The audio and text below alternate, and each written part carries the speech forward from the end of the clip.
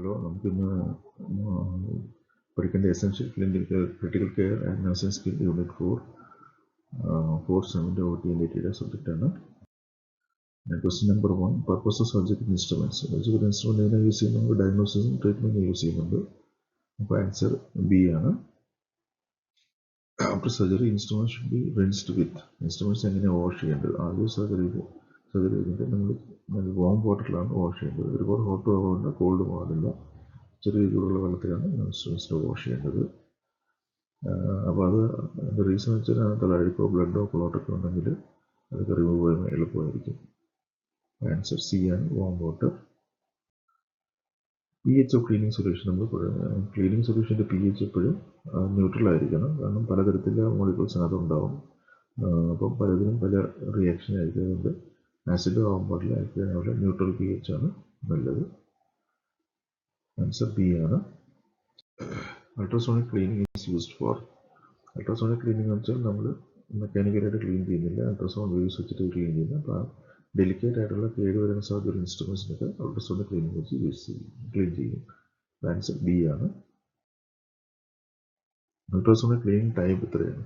എത്ര നേരം വേണം നമ്മൾ ഇൻസ്ട്രുമെൻസിനെ ക്ലീൻ ചെയ്യേണ്ടത്? ആൻസർ 5 to 10 minutes ആണ്. ആൻസർ ബി ആണ്. Instruments in ultrasonic cleaner should be. Ultrasonic ക്ലീനറിൻ്റെ ഇൻസ്ട്രുമെൻറ്റ്സ് ഓപ്പൺ ആയിട്ടാണ് വെക്കേണ്ടത്. എങ്കിലേ അത് നല്ല എഫക്റ്റീവായിട്ട് അത് വർക്ക് ചെയ്യുള്ളൂ. അപ്പോൾ ആൻസർ ബി ആണ്. Cold sterilisation. Cold sterilisation means നമ്മൾ ചില മെറ്റീരിയൽസ് നമുക്ക് ഹീറ്റ് വെച്ച് സ്റ്റെറിലൈസ് ചെയ്താൽ ഡാമേജ് ആയിപ്പോവും. അപ്പോൾ വേറെ ചില മെത്തേഡ്സ് ഉണ്ട്. അപ്പോൾ എത്ര നേരം നമ്മൾ യൂസ് ചെയ്യുന്നു, എത്ര നേരം നമ്മൾ വെക്കുന്നു എന്നുള്ളതാണ്. ആൻസർ സി ആണ്.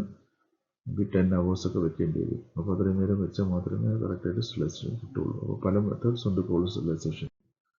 ലൈക്ക് അതിനകത്ത് ഇപ്പം കെമിക്കൽ സ്റ്റെറിലൈസേഷൻ, ലൈക്ക് ഗ്ലൂട്ടാൽഡിഹൈഡ്, അതിനകത്ത് നമ്മൾ ഇൻസ്ട്രുമെൻറ്റ്സിന് ഡിപ്പ് ചെയ്ത് വയ്ക്കും. Hydrogen peroxide, parasitic acid. പിന്നെ ഗ്യാസ് സ്റ്റെറിലൈസേഷൻ ETO ഉണ്ട്, ഫോർമൽഡിഹൈഡ് ഗ്യാസ് ഉണ്ട്. ഓക്കെ. പിന്നെ റേഡിയേഷൻ സ്റ്റെറിലൈസേഷൻ ഗാമ റേസ്. നമ്മൾ സിറിഞ്ചസ് നെയിലൊക്കെ പാക്ക് ചെയ്യുമ്പോൾ ഗാമ റേസ് യൂസ് ചെയ്യുന്നത്. ഫിൽട്രേഷൻ, ചില ലിക്വിഡ്സിനെ ക്ലീൻ ചെയ്യണമെങ്കിൽ നമുക്ക് ഫിൽട്രേഷൻ വെച്ച് ചെയ്യാം. അപ്പം പല മെത്തേഡ്സ് ആണ്, പലതിനും പല സമയമാണ്. സാധാരണ നമ്മൾ ഈ കെമിക്കൽ സ്റ്റെറിലൈസേഷനാണ് ഈ 10 hours എന്നൊക്കെ സമയം നമ്മൾ പറയുന്നത്. ഓക്കെ. Autoclave cycle duration. ഓട്ടോക്ലേവിൻ്റെ സൈക്കിളിൻ്റെ എത്ര നേരമാണ് ഒരു സൈക്കിൾ എന്ന് പറയുന്നത്? ആൻസർ 20 minute സൈക്കിളാണ്.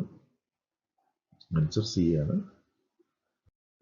എസിപ്ലിക് പ്രിൻസിപ്പിൾ ഇൻക്ലൂഡ്.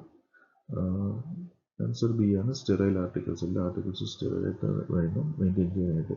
അപ്പോൾ ആൻസർ ബി ആണ്. General anaesthesia causes. General anaesthesia ചെയ്യുമ്പോൾ എന്തെങ്കിലും പേഷ്യൻ്റ് മൊത്തത്തിലൊന്നും ബോധം കിട്ടു പോകും. അപ്പം ഇതിനകത്ത് ആൻസർ സി ആണ്, അൺകോൺഷ്യസ്നെസ്. ഇതിൻ്റെ റീസൺ വെച്ചാൽ ബ്രെയിൻ ഡിപ്രസ് ആവുന്നതുകൊണ്ടാണ്, CNS ഡിപ്രസ് ആവുന്നതുകൊണ്ടാണ് അങ്ങനെ വരുന്നത്.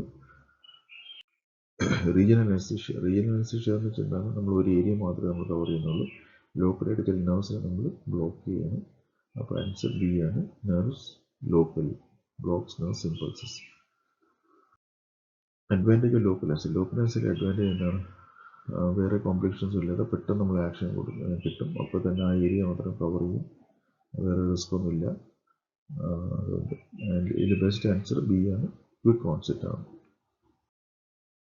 ICU level 1 provides. Level 1 ICU വെച്ചെന്താണ്?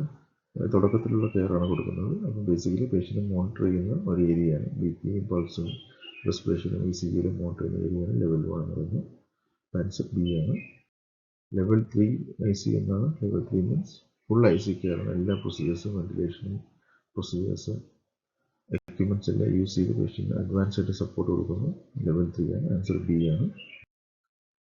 Resuscitation purpose. എന്തിനാണ് പേഷ്യൻ്റ് റിസസ്റ്റ് ചെയ്യുന്നത്? പേഷ്യൻ്റ് റിവൈവ് ചെയ്യാനാണ്. CPR ചെയ്തും ACLS, BLS പ്രോട്ടോകോൾ യൂസ് ചെയ്ത് പേഷ്യൻ്റ് റിവൈവ് ചെയ്യുന്നതിനാണ് റിസസിറ്റേഷൻ എന്ന് പറയുന്നത്.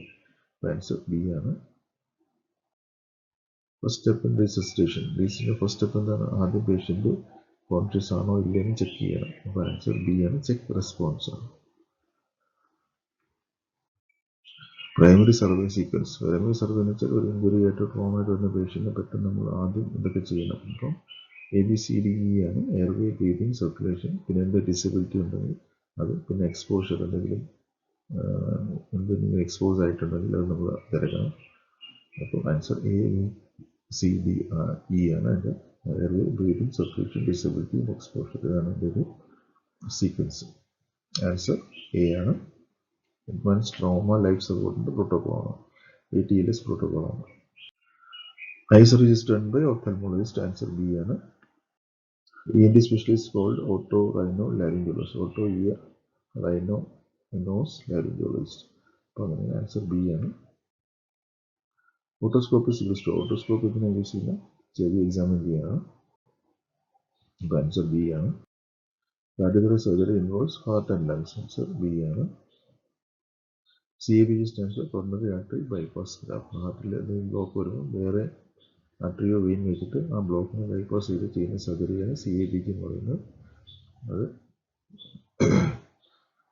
ചെസ്റ്റ് തുറന്ന് ഹാർട്ടിൻ്റെ സർജറി ചെയ്യുന്ന പ്രോസസ്സാണ്. അതൊരു വലിയൊരു സർജറിയാണ്. അപ്പോൾ ആൻസർ ബി ആണ്. ന്യൂമനക്ടമി മീൻസ് ലങ്സിനെടുത്ത് കളയുന്ന അതിനാണ് ന്യൂമനക്ടമി. ഫുൾ ലങ്സ് ഇതുപോലാണ് നടക്കുന്നത്. അപ്പോൾ ആൻസർ എ ആണ്. ന്യൂറോ സർജറി അറിയാൻ നെർവസ് സിസ്റ്റമായിട്ട് ഡീൽ ചെയ്യുന്നതാണ്. ആൻസർ ബി ആണ്. Urology deals with urinary system. Answer B ആണ്. ഓങ്കോ സർജറി മീൻസ് ക്യാൻസറുമായിട്ട് ബന്ധപ്പെട്ട സർജറിയാണ്. അപ്പോൾ ആൻസർ ബി ആണ്. Ophthalmology studies. ആൻസർ ബി ആണ്. Eye. Rhinology deals with nose. നോസുമായിട്ട് ബന്ധപ്പെട്ട സ്റ്റഡിയാണ് റൈനോളജി എന്ന് പറയുന്നത്. ആൻസർ ബി ആണ്. Laryngology deals with throat. Answer B ആണ്. Laparoscopy is minimal. നമ്മൾ കീ ഹോൾ സർജറി എന്ന് പറയും. അപ്പം മേജർ ഓപ്പറേഷൻ ചെയ്യാതെ, മേജറായിട്ട് ബോഡി ഓപ്പൺ ചെയ്യാതെ കീ ഹോളിൽ കൂടി ചെയ്യുന്ന സർജറിയാണ് ലാപ്രോസ്കോപ്പി എന്ന് പറയുന്നത്. അതിൻ്റെ അഡ്വാൻറ്റേജ് ആണ് ഒരുപാട് കോംപ്ലിക്കേഷൻസ് ഒഴിവാക്കാം, ഹെമറേജ് ഒഴിവാക്കാം, ഒരുപാട് സമയം സേവ് ചെയ്യാം. അങ്ങനെ പല അഡ്വാൻറ്റേജസ് ഉണ്ട്. അപ്പോൾ minimally invasive surgery. Answer B ആണ്. First laparoscopy surgery was done by. Answer B ആണ്. കെല്ലിംഗ് ആണ് answer. George Kelling. Paediatric surgery deals with children. Answer B ആണ്. POP വെച്ചാൽ പ്ലാസ്റ്റർ ഓഫ് പാരീസ് ആണ്. നമ്മൾ ഫ്രാക്ചറൊക്കെ വരുമ്പോൾ നമ്മൾ സർജറി ചെയ്യാതെ ആ പാർട്ട് മൊബിലൈസ് ചെയ്യാൻ വേണ്ടി യൂസ് ചെയ്യുന്നത് പ്ലാസ്റ്റർ ഓഫ് പാരീസ്. അപ്പോൾ ആ പാർട്ട് അനങ്ങാതിരിക്കാൻ വേണ്ടിയാണ് നമ്മൾ യൂസ് ചെയ്യുന്നത്. അത് വെച്ച് കാസ്റ്റോ സ്ലാബ് ഉണ്ടാക്കിയിട്ട് നമ്മൾ പാർട്ടിന് അനങ്ങാതിരിക്കും. അപ്പോൾ ആൻസർ ബി ആണ്, ഇമ്മൊബിലൈസേഷൻ. POP slab. അപ്പം രണ്ട് ടൈപ്പ് POP ഉണ്ട്. ഒന്ന് സ്ലാബ്, ഒന്ന് കാസ്റ്റ്. സ്ലാബ് എന്ന് പറയുമ്പോൾ ഒരു ഹാഫായിട്ട് കവർ ആവുള്ളൂ, കാസ്റ്റ് ഫുള്ളായിട്ട് കവർ ആവും. അപ്പം ഹാഫായിട്ട് കവർ ചെയ്യുന്നതിനാണ് പാർഷ്യൽ ലിംബ് എന്ന് പറയുന്നത്. അപ്പോൾ ആൻസർ ബി ആണ്, പാർഷ്യൽ സപ്പോർട്ട്. ഒരു സൈഡ് മാത്രമേ കവർ ചെയ്യുള്ളൂ. ബി ആണ് answer, partial support. POP cast എന്ന് പറയുമ്പോൾ ഫുൾ ഒരു കൈയുടെ കാലിൽ ചുറ്റും കവർ ചെയ്ത് വെക്കുന്നതാണ് കാസ്റ്റ് എന്ന് പറയുന്നത്. അപ്പോൾ ഫുൾ കവേർഡ് ആയിരിക്കും. ആൻസർ ബി ആണ്. POPയുടെ അഡ്വാൻറ്റേജ് എന്താണ്? അത് ഒരു ചീപ്പായിട്ടുള്ള മെത്തേഡാണ്. സർജറി ഒന്നും ചെയ്യാതെ കൈ അനങ്ങാതിരിക്കാനുള്ളത് വളരെ സിമ്പിളായ ചീപ്പായിട്ട് മെത്തേഡാണ്. ആൻസർ ബി ആണ്, കോസ്റ്റ് എഫക്റ്റീവ്. ഡിസോർഡൻറ്റ് എന്താണ്? POP ഒരു പ്രശ്നം വെച്ചാൽ വെള്ളത്തിൽ തട്ടിയാൽ ചിലപ്പോൾ അത് പൊടിഞ്ഞു പോകാനൊക്കെ സാധ്യതയുണ്ട്. അതെപ്പോഴും ഡ്രൈ ആയിട്ട് വെക്കണം. ആൻസർ ബി ആണ്. POP കോംപ്ലിക്കേഷൻ എന്താണ്? POP നമ്മൾ ഒരുപാട് ടൈറ്റ് ആയി കഴിഞ്ഞാൽ ചിലപ്പോൾ സ്കിൻ ബ്രേക്ക് ആവാൻ സാധ്യതയുണ്ട്. അങ്ങനെ പ്രഷർ സോഴ്സ് ഉണ്ടാവും. അതാണ് COP കോംപ്ലിക്കേഷൻ. അപ്പോൾ ഒരുപാട് ടൈറ്റ് ആയിട്ട് ചെയ്യാൻ പാടില്ല. അപ്പോൾ ആൻസർ ബി ആണ്. പാഡിങ്. POP കഴിയുമ്പോൾ അതിൻ്റെ അകത്ത് നമ്മൾ കോട്ടൻ്റെ ചെറിയ സോഫ്റ്റ് ആയിട്ടുള്ള ഒരു കവറിങ് കൊടുക്കും. അതിനാണ് പാഡിങ് എന്ന് പറയുന്നത്. അപ്പോൾ അതിൻ്റെ റീസൺ വെച്ചാൽ ഇത് POP കട്ടിയാകുമ്പോൾ ഇതൊന്ന് സ്കിൻ ബ്രേക്ക് ആവാതിരിക്കാനും ഒരുപാട് ടൈറ്റ് ആവാതിരിക്കാനും ഒരു കുഷൻ എഫക്റ്റ് കിട്ടാൻ വേണ്ടിയാണ് പാഡിങ് വയ്ക്കുന്നത്. അപ്പോൾ ആൻസർ ബി ആണ്, protection. Called water use in POP നമ്മൾ ഇടുമ്പോൾ നമ്മൾ വെള്ളത്തിൽ പ്ലാസ്റ്റർ മുക്കിയിട്ടാണ് ഇടുന്നത്. അപ്പോൾ ഹോട്ട് വാട്ടറും കോൾഡ് വാട്ടർ യൂസ് ചെയ്യാം. അപ്പം കോൾഡ് വാട്ടർ യൂസ് ചെയ്താൽ എന്താണ് അതിൻ്റെ ഗുണമെന്ന് വെച്ചാൽ അത് സ്ലോ സെറ്റിംഗ് ആയിരിക്കും. പതുക്കെ പതുക്കെ അത് സെറ്റ് ആവുള്ളൂ. അപ്പം കുറച്ച് സമയം എടുത്ത് സെറ്റ് ആവും. അപ്പോൾ മോൾഡിങ് ടൈം ഹാർഡ് ആവാൻ വേണ്ടി ഒരു സമയം എടുക്കും. ആൻസർ ബി ആണ്, slow setting. After POP patient should POP ചെയ്ത് കഴിഞ്ഞാൽ പേഷ്യൻ്റ് അതിന് ഡ്രൈ ആയിട്ട് വെക്കണം, വെള്ളം നനയാൻ പാടില്ല. അതുപോലെ വെള്ളം നനഞ്ഞാൽ ചിലപ്പോൾ അത് ബ്രേക്ക് ആവാൻ സാധ്യതയുണ്ട്. അപ്പോൾ ആൻസർ ബി ആണ്.